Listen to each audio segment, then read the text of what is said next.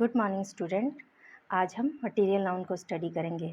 इससे पहले हमने कलेक्टिव नाउन, प्रॉपर नाउन और कॉमन नाउन को देखा था, उनकी डेफिनेशन देखी थी, उनके एग्जांपल्स देखे थे। इसी तरह से आज हम मटेरियल नाउन की डेफिनेशन वगैरह देखेंगे, एग्जांपल देखेंगे। तो इसकी डेफिनेशन देखने से पहले हम इसके मीनिंग को समझ लेते हैं। मटेरियल का इंग्लिश में मीन होगा सब्सटेंस, ऑब्जेक्ट और एलिमेंट, और इसको हिंदी में हम कहते हैं पदार्थ, सामग्री, घटक या तत्व। मतलब एक जिस नाउन से ऐसे पदार्थ का बोध हो जिससे दूसरी वस्तुएं बन सके उसे मटेरियल नाउन या पदार्थवाचक संज्ञा कहते हैं। इसको हिंदी में पदार्थवाचक संज्ञा कहते हैं और इसी को इंग्लिश में मटेरियल नाउन कहते हैं। अब इसकी इंग्लिश में डेफिनेशन देख लेते हैं। A material noun is the name of metal or substance of which things are made of. यानी कि मटेरियल नाउन ये नाम है, ये उस मेटल और सब्सटेंस को दिया जाता है जिससे कि और दूसरी चीज़ें बनाई जा सकती है। ठीक है, अब इसकी दूसरी डेफिनेशन देख लेते हैं। A material noun is a word.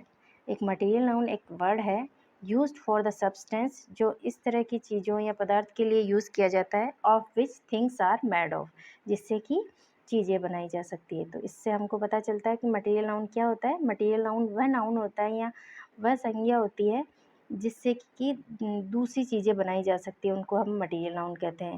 इसके एग्जांपल में copper, gold, brass, air, petrol.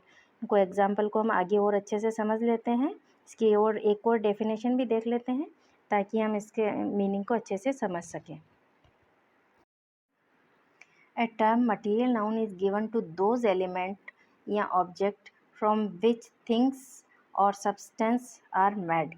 यानी ये टर्म मटेरियल नाउन उन ऑब्जेक्ट और एलिमेंट्स को दिया जाता है जिनसे कि चीज़ें बनाई जा सकती है। इसके एग्जांपल देख लेते हैं। Copper is a useful metal.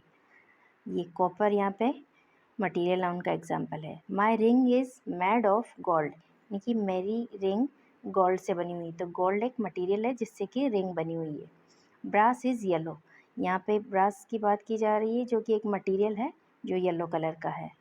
X is made of iron. तो एक्स जिसे कुल्हाड़ी कहते हैं वो मेड ऑफ आयरन, आयरन से, लोहे से बनी हुई होती है। Silver is cheaper than gold. Silver सस्ती होती है गोल्ड से। तो सिल्वर और गोल्ड दोनों ही मटेरियल नाउन है जिनका कंपैरिजन हम इस सेंटेंस में कर रहे हैं। They were working in cotton field. तो वो कॉटन के फील्ड में काम कर रहे हैं। तो ये कॉटन है, ये भी यहाँ पे मटेरियल नाउन है। He was hurt by a falling brick. Brick यानी ईंट। तो वह एक गिरती हुई ईंट से उसको गिरती हुई ईंट से चोट पहुंची थी। तो ये ब्रिक है, यहाँ पे मटेरियल नाउन का एग्जांपल है। You need to put some air in the tyres, यानी कि तुम्हें कुछ और एयर की ज़रूरत है टायर में। तो यहाँ पे एयर है, ये भी मटेरियल नाउन है। ज़रूरी नहीं कि मटेरियल सॉलिड ही हो। मटेरियल चाहे सॉलिड भी हो सकता है, लिक्विड भी हो सकता है और गैस के फॉर्म में भी हो सकता है। The petrol in the tank is leaking out. तो यहाँ पे ये पेट्रोल है, ये भी मटेरियल नाउन है। We bought home 2 bag of rice. Rice भी मटेरियल है, उससे कई तरह की डिशेस हम बनाते हैं, तो उन डिश के लिए राइस एक मटेरियल है। The cow is eating grass on the field, यानी कि फील्ड में काऊ घास खा रही है। तो इसमें ये ग्रास है, ये भी मटेरियल नाउन का एग्जाम्पल है। He buys and sell leather goods. तो वो लेदर के चीज़ें खरीदता और बेचता है। तो लेदर भी एक मटेरियल नाउन है जिससे अलग अलग तरह की चीज़ें बनाई जाती है। Some more example of material noun. कुछ और एग्जाम्पल इसके देख लेते हैं। हनी यानी शहद, ये भी मटेरियल नाउन है। ग्लास यानी कांच, रेन बारिश, ऑयल यानी तेल, फूड जो भी खाना है वो भी एक तरह से मटेरियल ही है। कॉफ़ी पाउडर भी एक मटेरियल है। Milk, water, egg, salt, diamond यानी हीरा, कोयल यानी कि कोयला भी एक मटेरियल ही है। सीमेंट भी मटेरियल है जिससे हम घर बनाते हैं, जिसका यूज़ करके हम घर बनाते हैं। चारकोल, चीज़ भी एक मटेरियल है जिसका यूज़ करके हम पिज़्ज़ा बनाते हैं। क्लॉथ, कपड़े एक मटेरियल है ही है जिससे हम अलग अलग तरह के ड्रेसेस बनाते हैं। एसिड, उसी तरह से रबर, कॉर्न, मकई, जूट, रॉक, ये सभी मटेरियल नाउन के एग्जाम्पल हैं। मटेरियल नाउन के बारे में एक नोट कर लेते हैं एक बात और हम कि मटेरियल नाउन कभी भी काउंटेबल नहीं होती है।